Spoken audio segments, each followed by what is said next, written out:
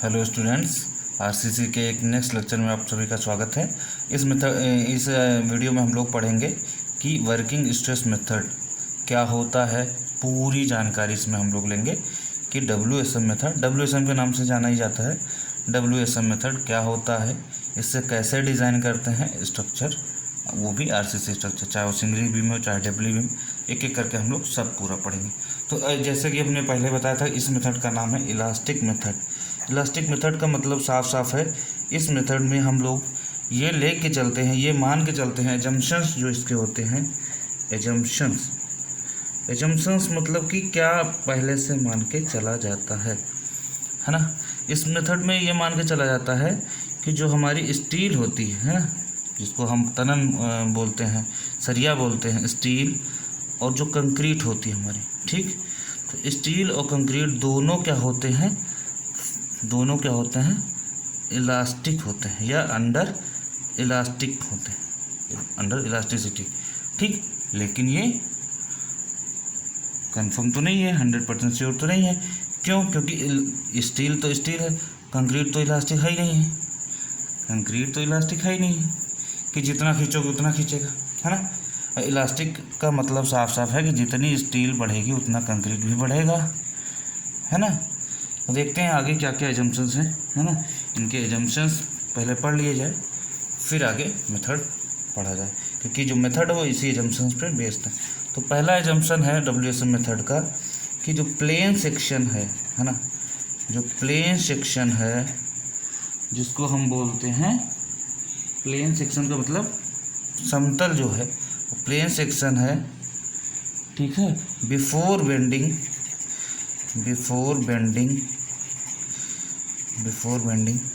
remains plane after bending. कहने का मतलब है कि अगर कोई समतल है, ठीक, प्लेन सेक्शन है, अगर कोई समतल है, कब? बेंडिंग के पहले तो प्लेन ही रहेगा, ठीक, आफ्टर बेंडिंग। ये मान के चलते हैं। इसका मतलब साफ साफ है कि जैसे कोई प्लेन है ना, जैसे आपका ये मान लीजिए बीम है, ठीक। तो ये बीम है, तो इसका बीम का क्रॉस सेक्शन कैसा है? सर्कल है। बीम का क्रॉस सेक्शन कैसा है? सर्कुलर है। ये पूरा सर्कुलर है।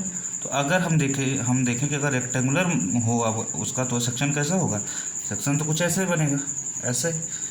जैसे इसको हम बनाए तो इसको तो केवल सर्कुल आ गया, ऐसे सर्कुलर बनेगा, है ना।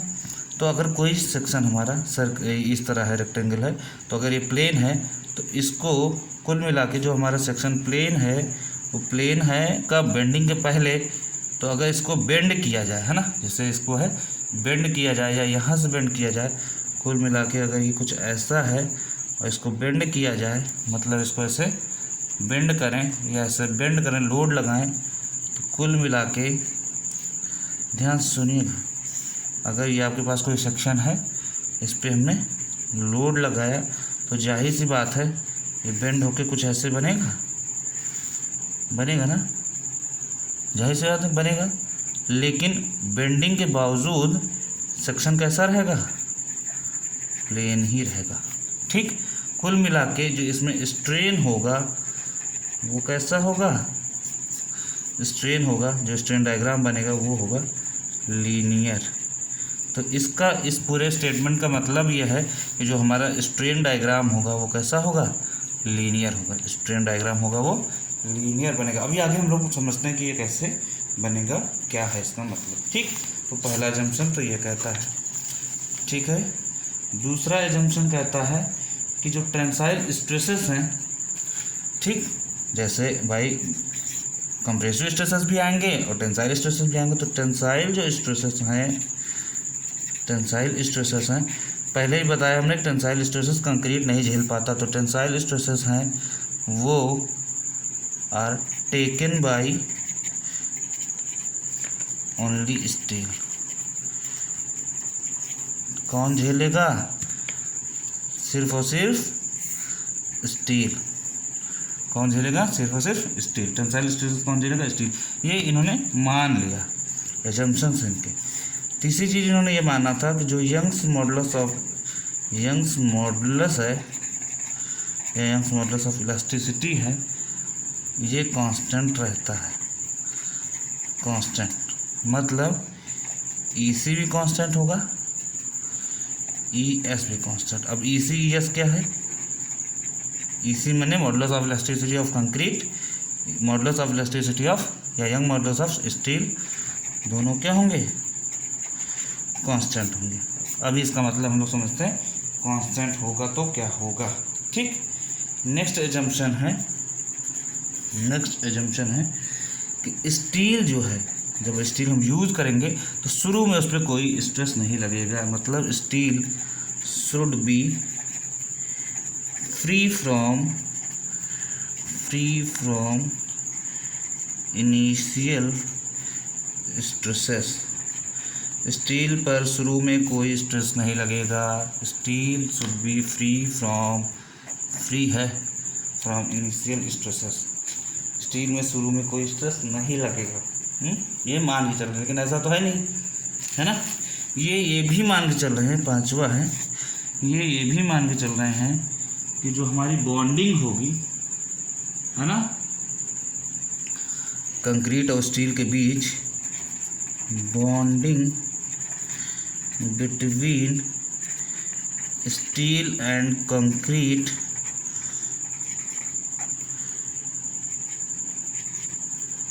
will be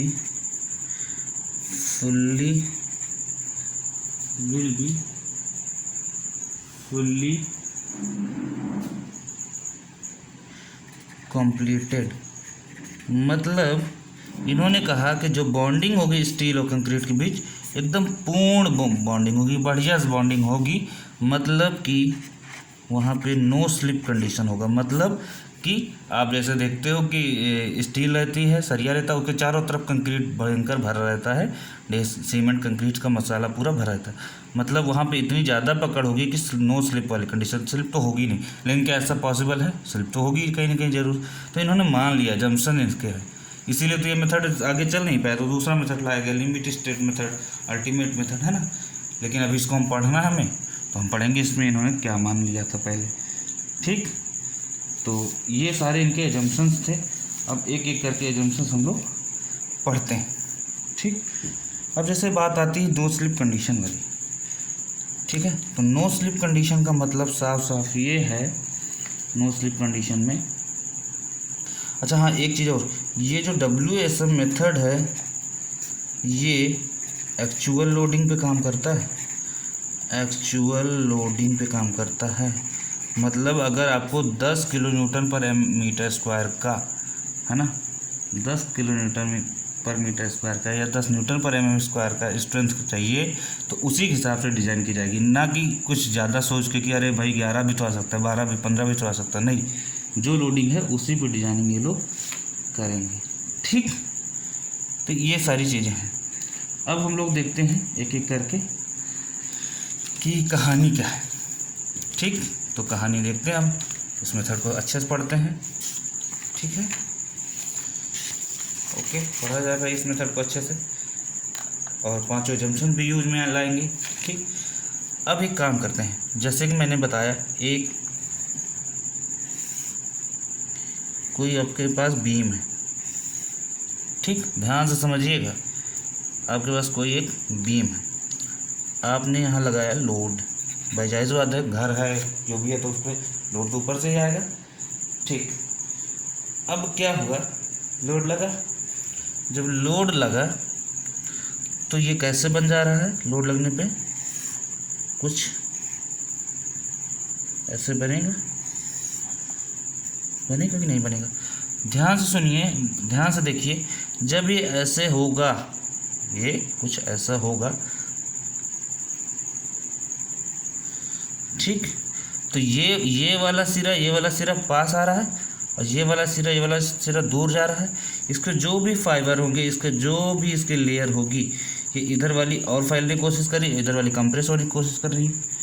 कुल मिला के अगर आप पेन लीजिए और ऐसे इसको ऐसे मोड़ने की कोशिश करिए, तो ये ऊपर वाला जो पोर्शन है ना, ऊपर वाला ये पास होने की कोशिश कर रहा है, नीचे वाला ये फैलने की कोशिश कर रहा है। कुल मिला के ऐसे होने की कोशिश कर रहा है, ऐसे ठीक, मतलब ये वाले जो है, ये नीचे वाले, ये इसमें टेंशन आ रहा है, खींच रहा है ना। ये इधर जाने की कोशिश कर रहा है, ये इधर जाने की कोशिश कर रहा है, और इसमें क्या हो रहा है, हैं, ये पास आ रहा है, ये इधर जाने की कोशिश कर रहा है, ये इधर जाने की कोशिश कर रहा है। ठीक, इसीलिए जो ऊपर आने की कोशिश कर रहा है, ठीक है, देखिए ध्यान से, ये कंप्रेस होने की कोशिश कर रहा है, ये इधर आने की कोशिश कर रहा है, ये इधर आने की कोशिश कर रहा है, मतलब ऊपर क्या होगा, कंप्रेशन होगा। कंप्रेस होने की कोशिश कर, दबने की कोशिश कर रहा है, नीचे वाला फैलने की कोशिश कर रहा है, मतलब नीचे क्या होगा, नीचे ये इधर जाने की कोशिश कर रहा है, ये इधर, तो नीचे क्या होगा, टेंशन। भाई जिधर कंप्रेस होता है उधर कंप्रेशन को, जिधर फैलता है उसको हम क्या कहते हैं, टेंशन कहते हैं। इसीलिए ऊपर कंप्रेशन जोन बनता है, नीचे टेंशन जोन बनता है। ठीक, आपने इसको पढ़ा भी होगा स्ट्रक्चरल मैकेनिक्स में। ठीक, नहीं पढ़ा तो यहाँ पढ़ लीजिए। दूसरी चीज़ ये कि अब ऊपर कंप्रेशन जोन बनता है, नीचे टेंशन जोन बनता है, ये तो आपको समझ में आ गया। अब एक बात बताइए, स्टील पड़ेगी कहाँ पे, स्टील कहाँ पड़ेगी, स्टील कौन सा उसका क्वालिटी होता है, कंप्रेशन क्वालिटी होता है, टेंशन झेलने के लिए होता है। जाहिर सी बात है कि कंक्रीट कंप्रेशन झेलता है। भाई कंप्रेशन के लिए क्या यूज़ किया जाता है, कंप्रेसिव स्ट्रेंथ, कंप्रेसिव के लिए कंक्रीट यूज की जाती है, और टेंशन कंक्रीट झेल नहीं पाता, तो इसके लिए क्या यूज किया जाएगा, स्टील। इसीलिए हम क्या करते हैं, स्टील कहाँ प्रोवाइड करते हैं, नीचे, यहाँ पे ऐसे नीचे स्टील प्रोवाइड करते हैं, समझ पा रहे, नीचे स्टील प्रोवाइड करते हैं, तो यहाँ पे स्टील नीचे प्रोवाइड कर देंगे। ठीक, अब बात ये आ रही है सामने कि स्टील दोनों नीचे प्रोवाइड कर देंगे। ठीक, कोई बात नहीं, यहाँ पे कंप्रेशन आ रहा है, यहाँ टेंशन आ रहा है। ठीक, कंप्रेसिव, यहाँ कंप्रेसिव स्ट्रेसेस भी आ रहे होंगे, यहाँ कंप्रेशन टेंसाइल स्ट्रेसेस आ रहे होंगे। ठीक, मतलब अगर कुछ ऐसे बन रहा है तो यहाँ कंप्रेसिव स्ट्रेसेस आ रहे होंगे और यहाँ टेंसाइल स्ट्रेसेस आ रहे होंगे। सबको पता है कि कंप्रेसिव स्ट्रेस और टेंसाइल स्ट्रेस के बीच, भाई ये तो कंप्रेसिव को प्लस मानो तो इसको नेगेटिव मानो, इसको नेगेटिव मानो तो इसको पॉजिटिव मानो, किसी को तो एक पॉजिटिव नेगेटिव मानना पड़ेगा। भाई कंप्रेसिव स्ट्रेस अगर है, इसको अगर प्लस मानो तो इसको नेगेटिव मानना पड़ेगा। अब एक बात बताइए, प्लस से नेगेटिव अचानक से तो हो नहीं गया होगा, बीच में जीरो आया होगा, या नेगेटिव से प्लस में आएगा तो भी बीच में जीरो आएगा। तो जहाँ पे जीरो स्ट्रेस आता है, जहाँ पे जीरो स्ट्रेस आता है उसको बोलते हैं NA, मतलब न्यूट्रल एक्सिस बोलते हैं, न्यूट्रल एक्सिस। क्या बोलते हैं उसको, न्यूट्रल एक्सिस, उसको बोलते हैं न्यूट्रल एक्सिस। न्यूट्रल एक्सिस को हिंदी में बोलते हैं उदासीन अक्ष, उदासीन अक्ष। ठीक, हमने अभी बताया कि यहाँ पे जीरो स्ट्रेस है, जीरो स्ट्रेस होगा तो स्ट्रेन क्या होगा, वो भी जीरो होगा, मतलब no stress and no stress and no strain.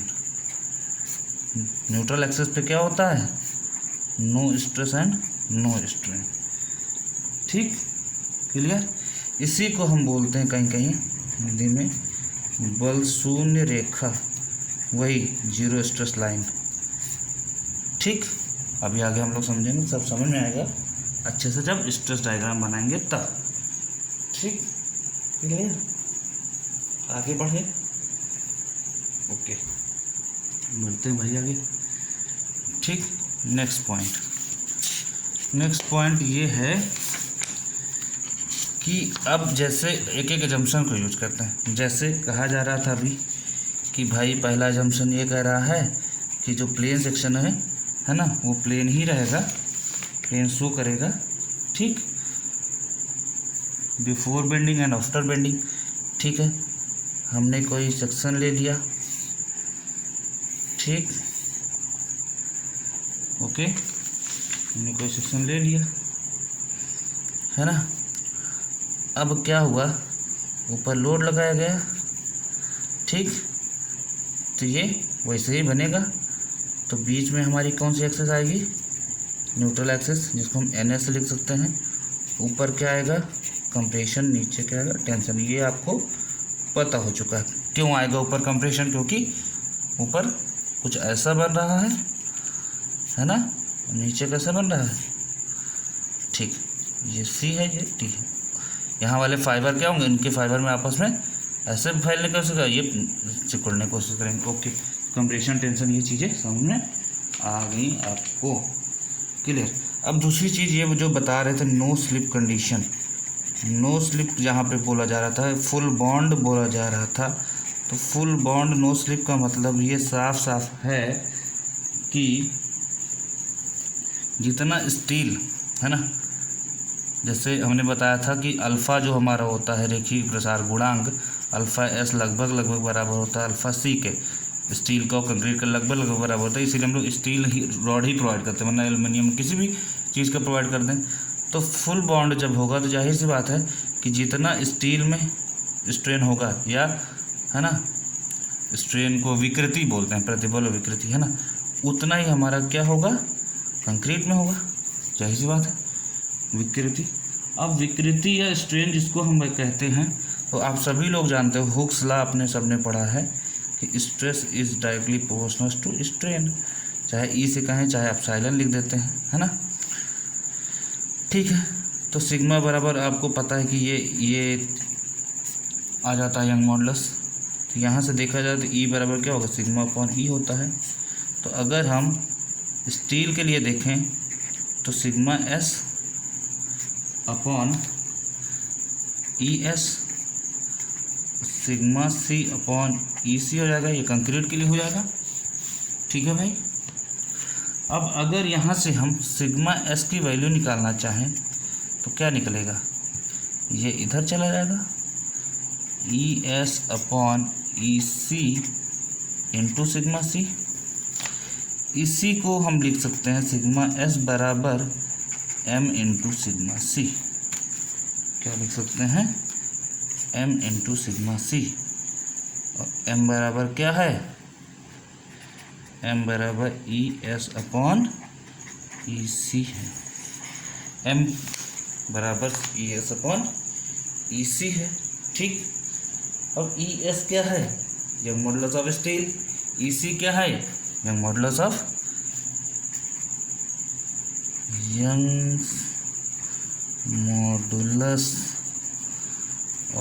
Steel, Young's modulus of concrete, मतलब स्टील और कंक्रीट का यंग मॉडुलस का रेशियो है एम, इसीलिए एम को बोल दिया गया मॉडुलर रेशियो। क्या बोल दिया गया, मॉडुलर रेशियो, ठीक। हिंदी में इसको बोलते हैं मापांक अनुपात, ऐसे कुछ बोलते हैं, देख लीजिएगा, है ना। तो मॉडुलर रेशियो, तो modular ratio M equals to E S upon E C होता है, लोगों को पता है, लेकिन ये नहीं पता ये चीज़ आई कहाँ से, ठीक है, ये चीज़ कहाँ से आई अब समझ में आपके आ गया होगा, ठीक, क्लियर। एक चीज़ और, ये तो रहा ई एस और ई सी, ठीक। अब एक चीज़ और बताइए कि अगर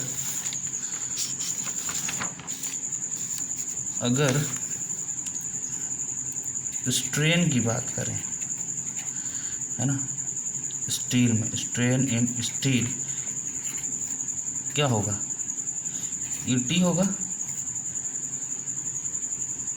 है ना। अब स्टील के नाम लिए तो टी क्यों आया, क्योंकि टी फॉर टेंशन, ठीक। स्ट्रेस इन स्टील क्या होगा, सिग्मा का मतलब स्ट्रेस, ठीक, एस टी, ठीक, कोई बात नहीं, है ना, स्ट्रेस इन स्टील आ गया। अब एक बात बताओ, ये क्या होगा, ये हमारा होगा E S into E T. भाई आपको पता है कि सिग्मा बराबर ई इंटू ई होता है, जाहिर सी बात पता है, तो E S into E T हो जाएगा, ठीक। यहाँ से ई टी की वैल्यू अगर देखा जाए तो sigma S T upon E S आ जाएगा कि नहीं आएगा, आ जाएगा, ठीक। ये तो रहा टेंशन जोन की बात। टेंशन मतलब नीचे वाले पोर्शन में। स्टील कहाँ पे है? यहाँ नीचे वाले पोर्शन में भाई, नीचे वाले में ऐसे ऐसे लगी रहती स्टील, जैसे ये नीचे वाले में स्टील लगी है। ठीक, तो ये टेंशन वाले जोन की बात कर रहे हैं। अगर ऊपर वाले जोन की हम बात करें, कंप्रेशन जोन की, ठीक, कंप्रेशन जोन में स्ट्रेस कितना आएगा? तो stress in compression sigma CBC, sigma CBC। ठीक, तो यहाँ भी यही चीज़ लिख सकते हैं जैसे यहाँ लिखा था हमने, है ना, कि सिग्मा CBC बराबर EC इंटू EC। ठीक, अब क्या है कि ठीक है, इतना हो गया। आपको पता है सिंस EC बराबर ET, तो यहाँ हम क्या लिख सकते हैं? EC इंटू EC की जगह क्या लिख दें? ET लिख दें। EC की जगह, इस EC की जगह ET लिख दिया हमने, सिग्मा CBC आ गया। इसी की वैल्यू निकालनी कुल मिला के बस। अच्छा, अब EC की जगह क्या लिख सकते हैं, है ना? EC की जगह क्या लिख सकते हैं? तो EC की जगह EC लिख देते हैं। ET यहाँ से उठा के ऐसे रख दो, क्या लिख दो? Sigma ST upon ES। अब एक बात बताइए, यहाँ क्या बन गया? EC upon ES into sigma ST। अभी अभी हम लोगों ने पढ़ा था M बराबर ES अपॉन EC। यहाँ क्या है? जस्ट उल्टा है, तो ES अपॉन EC क्या आएगा? 1 अपॉन M आएगा। तो सिग्मा CBC बराबर सिग्मा ST अपॉन M। यही हमारा पर्पस था निकालने का। कहाँ?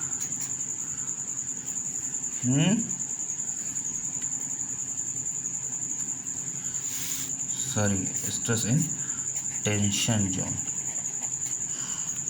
ठीक है, स्ट्रेस इन टेंशन,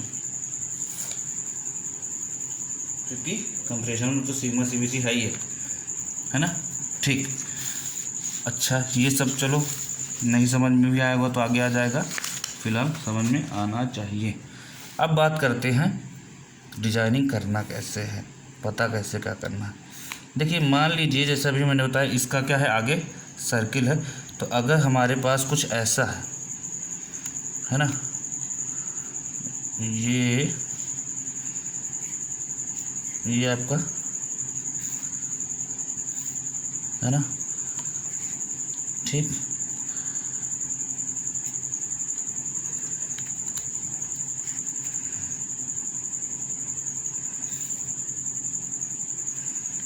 नहीं 3D में बन नहीं पा रहा गुरु, एक मिनट।